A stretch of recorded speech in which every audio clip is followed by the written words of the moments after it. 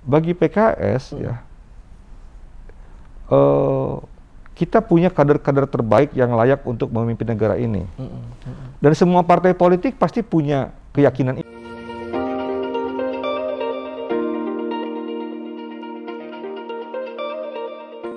Seragam Kompas TV, seperti awal tadi, Pak Eki awal ini kan selain juga anggota Komisi 11 DPR RI juga sebagai Wakil Ketua Fraksi DPR RI dari fraksi Partai Keadilan Sejahtera. Mungkin nggak ada salahnya kita juga ngomong sedikit tentang politik, Pak Eki.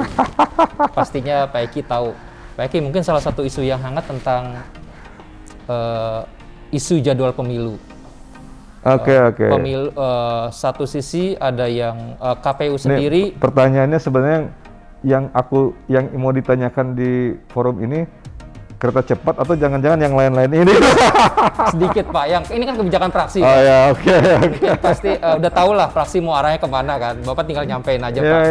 Ya. Salah satu tentang jadwal pemilu Pak. Dari KPU sendiri kan sebenarnya kalau tidak salah inginnya di awal Februari, sedangkan pemerintah sekitar bulan September. Nah, kenapa di awal Februari itu banyak orang yang khawatir akan ada matahari kembar antara presiden yang sudah memang mau mengakhiri jabatannya dan presiden yang terpilih, sehingga bingung kebijakannya seperti apa. Walaupun sebenarnya presiden yang masih periodenya masih ada sebenarnya memang punya kebijakan. Kalau yang belum terpilih ya kalau belum lantik yang belum ada ini. Nah, Bapak sendiri dari praksi sendiri sebenarnya pemilu itu sebaiknya dijadwalkan kapan untuk mungkin pilpres atau mungkin nanti pileg dan segala macam sekaligus pilkada. Nah, kebijakan praksi PKS seperti apa Pak? Terima kasih ya. Saya ini wakil ketua fraksi bidang ekonomi keuangan. Ya. Jadi kalau soal ekonomi keuangan itu relevan ditanya kepada saya. Ada bidang ekonomi politik ya, Pak Dr. Sukamta kalau tidak salah. Ini saya nggak tahu nih, saya tidak diberi kewenangan dan untuk ngomong. Tapi sepengetahuan saya kita konsisten dengan jadwal semula. PKS tuh menginginkan ya di awal aja Februari. Kenapa? Karena ketika ditunda-tunda itu membuat perencanaan yang lebih complicated karena menjadi sangat mepet Pak. Kalau di akhir kan menjadi mepet Pak. Ada proses-proses tahapan pemilu yang sudah diatur oleh undang-undang yang tidak mungkin sebetulnya dilakukan diundur. Ya satu. Yang kedua itu kan jangan salah, itu menggambarkan, saya sih dari aspek ekonomi keuangan aja Pak ya. Karena sesuai dengan bidangnya saya. Iya Pak. Gimana Pak?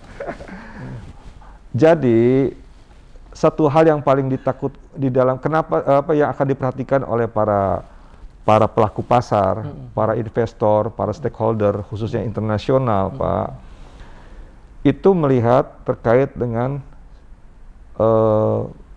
konsistensi kebijakan. Ya. Indonesia ini bermasalah bab itu Pak. Konsistensi kebijakan berubah, hari ini begini, hari itu berubah. Orang menjadi ragu Pak. Ya, kan ini menjadi uncertainty, ada ketidakpastian baru. Ada instabilitas baru dalam konteks ekonomi dan keuangan. Ini sangat beresiko ya. Karena saya bidang ekonomi keuangan Pak, wakil ketua, jadi saya punya concern di dalam hal ini ya. Kalau nanti Bapak ingin lebih jelas sikap fraksi PKS, nanti tanya aja ke Pak Wakil Ketua yang bidang politik Pak Dr. Sukamta. Nah, ini harus dihitung benar. Ya, saya tidak sependapat akan ada matahari kembar. Ya secara undang-undang dia ya belum dilantik, santai aja. Kok takut amat sih gitu kan? Ya nggak ada takut. Nah seperti itu. Tapi respon pasar, respon pelaku ekonomi terhadap uncertainty kebijakan terkait pemilu ini negatif Pak. Ya, negatif. Tapi kalau Februari, ya dulu kan April ya, ya ditarik ke Februari itu lebih terukur. Ya, lebih predictable siapa yang kepilih sehingga ada preparation. Ya, ada transisi kalau dalam di pemerintahan atau administrasi ya, kalau di sana ada transisi administrasi. Di Amerika sana ada administrasi namanya, tapi ada pemerintahan, ada mekanisme transisi yang membuat orang lebih pasti, Pak. Gitu loh. Kan lebih yakin kita. Jadi ketika misalnya si yang terpilih nanti itu punya mau kebijakan apa, lebih punya kesempatan mempersiapkan lebih baik, Pak.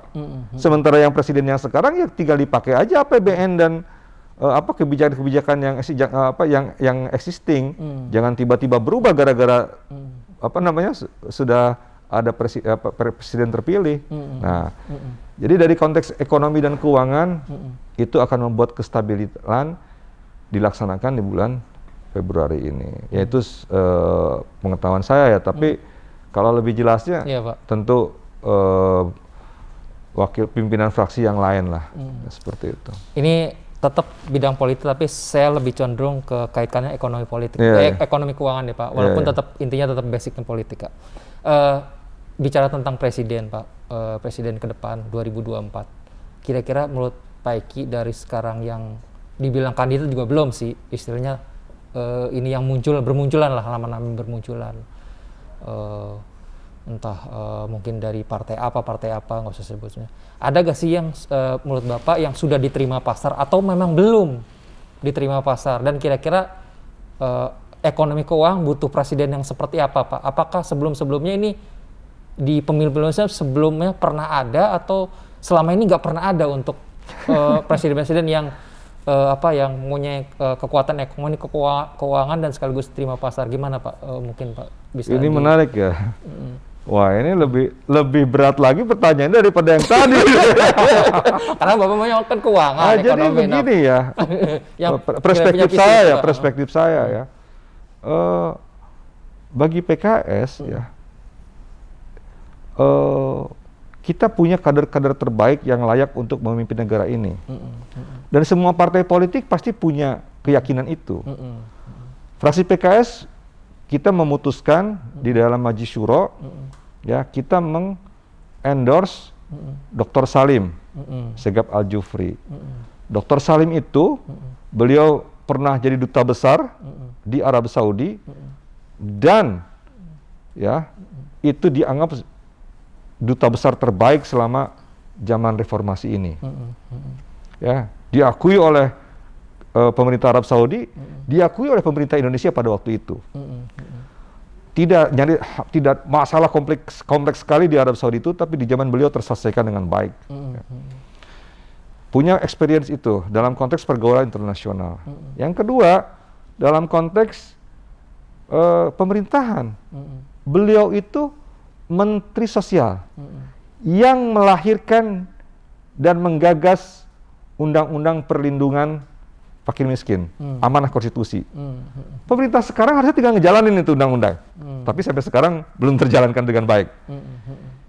Ketika beliau Menteri Sosial, beliau itu punya program yang diakui oleh World Bank, ya, dan internasional yang sangat efektif dalam pengentasan kemiskinan, yaitu program PKH, program Keluarga Harapan.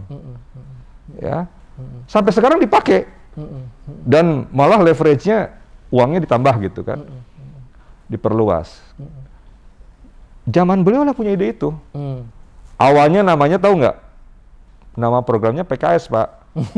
Program Keluarga Sejahtera. Tahun takut ya, identik. Cuman waktu itu nggak disetujui itu sama presiden kayaknya. Sama presiden waktu itu, oleh pemerintah waktu itu, pimpinan pemerintahan pada waktu itu. Oh, jangan PKS, kalau gitu kentara banget, itu idenya PKS gitu kan. Padahal kalau Bapak menurut secara terminologi bahasa, secara etimologi bahasa, Pak, yang tepat itu untuk program pengentasan kemiskinan, itu program Keluarga Harapan, namanya nih Pak, kan nama doa Pak, atau program Keluarga Sejahtera. Yang mana Pak yang tepat? Sejahtera, kalau harapan baru doa. Itu dia. Makanya saya heran kenapa nggak disetujui. Justru itu kan doa bersama supaya dari miskin ke sejahtera kan ya. Tapi gara-gara PKS dan menterinya PKS, Dr. Salim, idenya PKS, kan harapan aja karena nggak ada nama partai PKH gitu kan. Kalau sekarang PKS. Nah, kita punya keyakinan bahwa Dr. Salim itu memadai. Cuman kita harus paham bahwa pemilu ini kontestasi politik. Nah, ini bagaimana tantangan supaya apa yang menjadi kelebihan-kelebihan beliau Dr. Salim Segaf Al-Jufri ini terpublikasikan. Mungkin Anda aja nggak tahu kalau program Keluarga Harapan itu idenya zamannya Menteri Dr. Salim. Mungkin publik tidak tahu bahwa undang-undang terkait dengan penanganan dan pengentasan fakir miskin itu zamannya Dr. Salim, gitu lah. Nah, publik nggak tahu, gitu kan. Nah, ini kan masalah cara bagaimana mempublikasikan kan. Ada yang dengan cara turun ke got, gitu kan. Ada naik mobil SMK tapi nggak jadi-jadi, udah 10 tahun, gitu kan. Ada itu masalah cara aja sebetulnya. Nah, itu mungkin PKS kurang bisa untuk bukan kurang bisa, mohon maaf ya, belum optimal ya. Saya ini harus diralat ya, bukan kurang bisa, tapi belum optimal memanage supaya beliau terpublikasikan dengan baik. Kalau pertanyaannya tadi, bagaimana respon ekonomi keuangan terkait dengan presiden terpilih? Ya kan Pak, tidak ada respon ekonomi keuangan ya positif atau negatif sebelum election. Contoh misalnya ya, pasti ketika let's say misalnya saya cerita di luar negeri aja deh, Biden sama Trump, ya kan? Ya, ekonomi Biden dia punya gagasan-gagasan yang ditawarkan di dalam kampanyenya, ya kan? Ya, karena dia Demokrat, tentu dia isu-isu yang menengani middle law. Kalau si Republikan dia ngomongin terkait dengan middle up dan pajak dan sebagainya. Dia dua punya suatu segregation yang jelas dari konteks programnya, gitu kan ya. Tetapi respon ekonomi, respon publik, pasar dan sebagainya itu akan dipengaruhi pada saat siapa yang terpilih dan apa kebijakannya. Jadi menurut saya ya kita jangan salah memilih pimpinan yang memang memiliki experience ya di pemerintahan. Ya contohnya Dr. Salim itu, dan juga ya program timnya harus yang tepat. Kalau terlalu banyak, mohon maaf ini agak riskan nih saya ngomong nih ya, agak riskan. Kalau terlalu banyak ya siapapun pemerintahannya, kalau terlalu banyak dalam tanda petik ya titipan-titipan kepentingan elit-elit ekonomi itu berbahaya, ya, berbahaya karena bisa saja elit-elit ekonomi yang merasa sudah membantu itu memaksakan kebijakan-kebijakan yang sesungguhnya kalau kita dalamin lagi kebijakan tersebut ya tidak pro rakyat, hanya untuk kepentingan-kepentingan elit itu. Amanah konstitusi kita kan jelas, Republik ini berdiri untuk kemakmuran, meningkatkan kemakmuran dan kesejahteraan bagi rakyat, bukan untuk elit ekonomi yang terus-terus ingin menguasai hegemoni ekonomi Indonesia. Saya tidak mengatakan bahwa pemerintahan sekarang seperti itu, tidak. Saya mengingatkan kepada seluruh pemerintahan yang akan datang, ya, apabila dia terlalu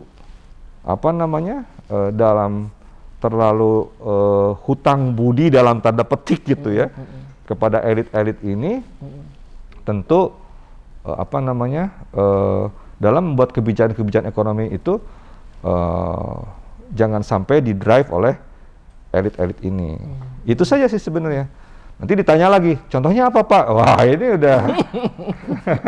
Ya mungkin intinya dari beberapa calon yang sekarang didorong, baik di partai besar ataupun partai menengah, kira-kira Bapak belum melihat mereka ini yang sedang didorong-dorong. Saya sudah melihat visi ekonomi keuangannya belum ada ya Pak ya? Karena saya lebih kenal dengan Dr. Salim kan.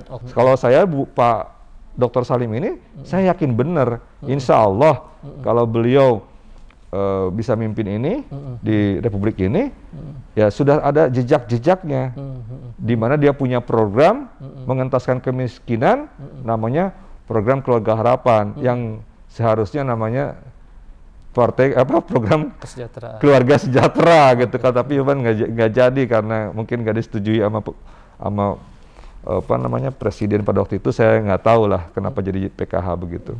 Saya rasa demikian Pak ya. Beberapa lagi Pak, tadi kan kita sudah lihat bagaimana pendapat Pak Eki tentang kereta cepat kaitan dengan APBN, kemudian juga tentang pemilu bagaimana, sekaligus calon presiden ke depan.